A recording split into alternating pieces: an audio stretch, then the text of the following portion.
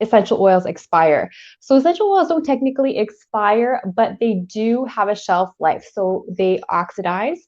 And when this happens, the essential oil chemical constituents will change. Okay. Some people are like, oh, chemicals, it must be fake. No, these are naturally occurring chemicals in the essential oil that are extracted from the plant.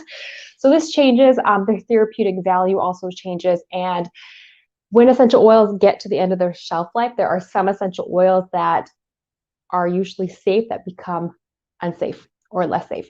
So that's something to really know, that essential oils do have shelf lives. And I'm guessing the next question people might be asking, well, what are the shelf lives? Each essential oil is different depending on the chemistry of the essential oil. So I wrote down a few different places where you can find this information if you are interested. So one, if you buy plant therapy essential oils, which I'm an affiliate, I always have my shop link at the bottom of my, in the description of my videos.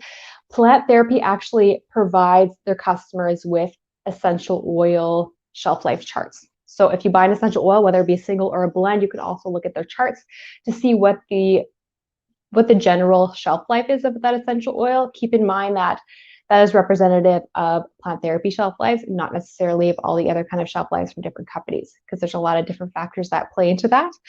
Another thing is, there's also a book that I have that some people may choose to use. It's called Essential Oil Profiles. So this is a book that I've talked about in my other videos. And it goes over the different kind of safety information, drug interactions, shelf life, therapeutic properties of different essential oils. So 60 of them. Of course, I have a video down below explaining this if you want to know in depth what it is. And in this book, I can actually look up what the shelf life is of each essential oil. Well, the 60 essential oils mentioned. So I can see that ginger is 7 years. I can see that Siberian fir is 2 years, you know, and so on and so on. So this is really a nice, helpful book for those who are interested. For those who are like, oh, I don't really want to buy a book, I just kind of want to know generally what are the shelf lives.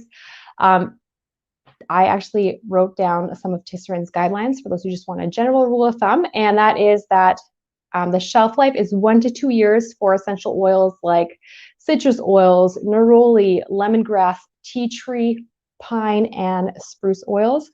The majority of essential oils are 2 to 3 year shelf lives, and then there are some essential oils that have like 4 to 6 year shelf lives, such as like sandalwood, vetiver, patchouli. There's some that I didn't really mention, but that's just to give a general idea of the shelf lives of the essential oils.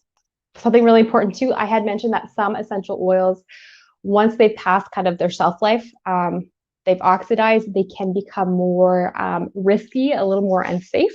And I'm actually going to pull out one of my books.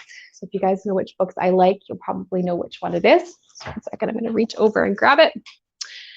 And this book, drop the pen, is Essential Oil Safety book by Robert Tisserand and Rodney Young.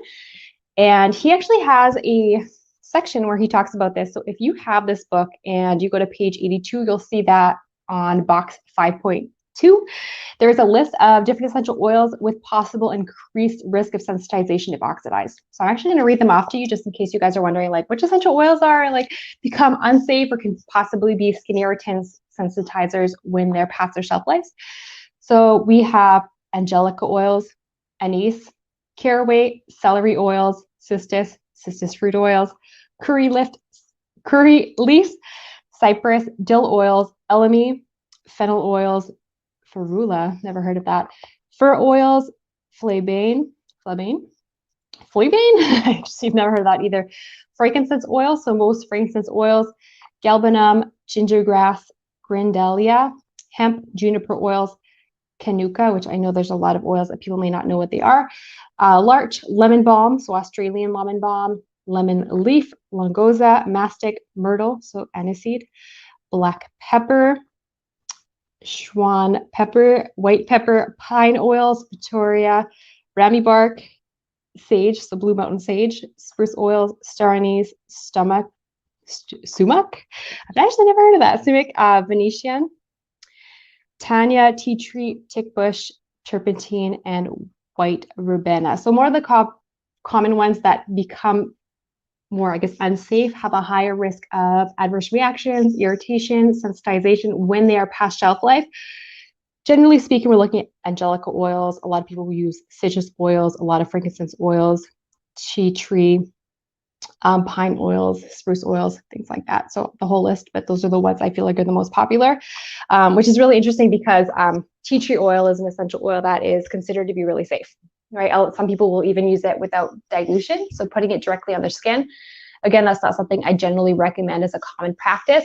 It does happen. There might be times where I actually have used it neat as an exception. But it's usually safe, but once it's oxidized, there's a higher risk of having adverse reactions. So that's something to note. It's generally safe, but if oxidized, there's higher risks of adverse reactions. So I think that's all I really want to say on the essential oils expiry date. Hoping that was helpful for those who are listening or coming here today.